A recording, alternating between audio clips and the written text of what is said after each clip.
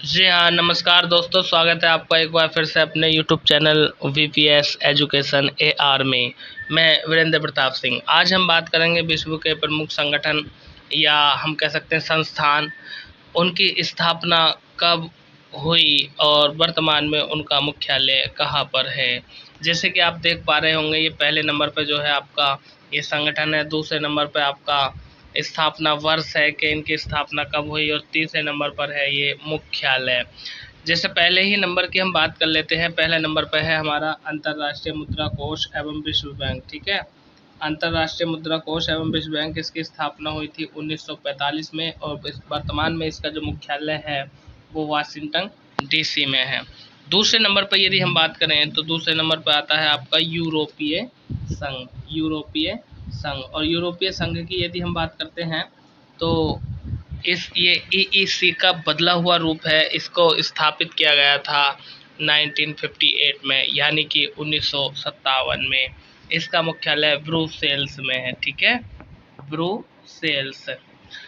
Number 3 पे हमारा जो संगठन है उसका नाम है ओपेक। ओपेक जो है वो तेल निर्यातक देशों का एक समूह है, जिसकी स्थापना 1960 में की गई थी, 1960 में, और इसका जो मुख्यालय वो वियना में है। वियना कहाँ पड़ता है? ऑस्ट्रिया। ऑस्ट्रेलिया नहीं है, ऑस्ट्रिया है। ऑस्ट्रिया की राजधानी है वियना।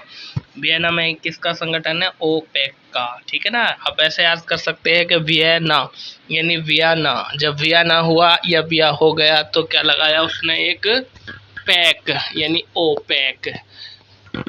चौथे नंबर का हमारा OECD, जिसकी स्थापना हुई थी 1961 में, और इसका मुख्यालय है आपका पेरिस में। अगले बात यदि हम करते हैं तो ये वेरी वेरी मोस्ट इम्पोर्टेंट है, इस पर आप स्टार बना लीजिएगा, और ये है आपका एशियाई विकास बैंक। एशियाई विकास बैंक की स्थापना 1966 में हुई, जिसका मुख्यालय है मनीला। चलते हैं सीधे अगला, ये भी वेरी वेरी मोस्ट इम्पोर्टेंट है, आपसे सीधा पूछा जा सकता है आसियान। आसियान की यदि हम बात करें तो जो आसियान है इसकी स्थापना हुई थी 1967 में, और आसियान का मुख्यालय है आपका जकार्ता में। जकार्ता जो है इंडोनेशिया की राजधानी है। अगला संगठन है हमारा सार्क। सार्क की यदि हम बात करें तो सार्क की स्थापना 1985 में हुई थी, 1985 में। इसका मुख्यालय है काठमांडू में। काठमांडू कहाँ पड़ता है? ये पड़ता है आपका नेपाल में। ठीक है, काठमांडू पड़ता है नेपाल में। दूसरा ब्रिक्स देश, यानी जो ब्रिक्स देश हैं, ब्रिक्स देशों का जो समूह है, इसकी स्थापना हुई थी आपकी 2009 में, और इसका जो मुख्यालय है वह संघाई, और संघाई कहाँ पड़ता है? चीन में। ठीक है, चीन की राजधानी भी है संघाई। ठीक, आगे चलते हैं। अगला हमारा ये 9वें नंबर का इतना खास नहीं है, बाकी आप देख सकते हैं बिम्स्टेक है। इसकी स्थापना 1997 में ढाका में हुई, और ढाका कहाँ पड़ता है? बांग्लादेश में। बांग्लादेश की राजधानी है ढाका। ठीक है, अगले संगठन की यदि हम बात करें तो इसका नाम है नाटो।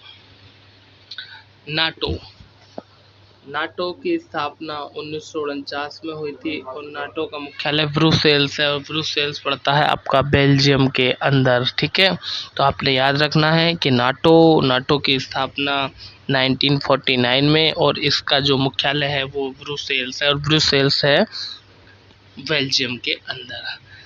नेक्स्ट है दोस्तों हमारा संघाई सहयोग संगठन। संघाई सहयोग संगठन की स्थापना 1996 में हुई, और ये इसका जो मुख्यालय पड़ता है बीजिंग में, और बीजिंग जो है वो चीन की राजधानी है। ठीक है, अगले संगठन की यदि हम बात करें G15 की स्थापना हुई है आपका 1989 में। ये कोई इतना खास नहीं है, और ये पूछा भी नहीं जाता है। अगला है एशियाई प्रशांत महासागरीय आर्थिक सहयोग, यानी APEC। इसकी बस आपको स्थापना याद रखनी है, ये भी बहुत कम पूछा जाता है। अगर आप याद नहीं भी करोगे तो भी कोई फर्क पड़ने वाला है नहीं। नेक्स्ट है आपका उत्तर अमेरिकी मुक्त व्यापार समझौता, यानी NAFTA। इसकी स्थापना आपके 1994 में हुई, ये भी कोई खास नहीं पूछा जाता, ठीक है। हाँ, ये आपका पूछा जाता है विश्व व्यापार संगठन। विश्व व्यापार संगठन की स्थापना कब हुई थी? 1995 में, और इसका मुख्यालय जेनेवा पे है, ठीक है। इसको आप नोट कर लीजिए, ये अक्सर एग्जाम में पूछा जाता है। नेक्स्ट नीचे और आपके 3-4 मुख्यालय संगठन और उनके स्थापना वर्ष दिए हैं।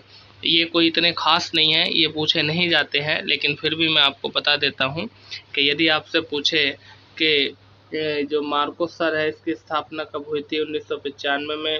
और एशिया यूरोपीय सम्मेलन इसकी स्थापना 1996 में। G7 की 1975 में, ठीक है।